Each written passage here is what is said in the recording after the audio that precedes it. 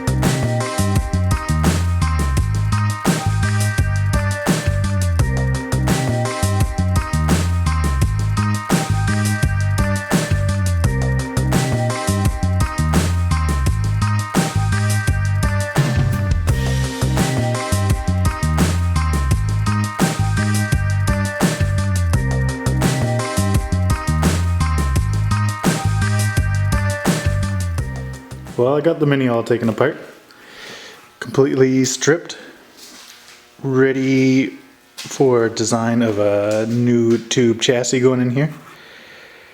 There's lots of problems. Lots of rust, lots of holes, mostly those two corners. More rust, and here, and back here, but it doesn't really matter, because it'll all get taken apart for this CBR 1000 out of a 2008 Honda. Really excited about this.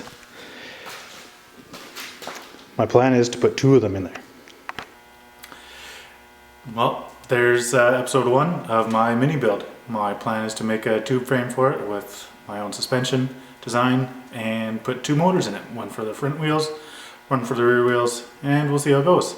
Should be a fun build. Tag along. Peace.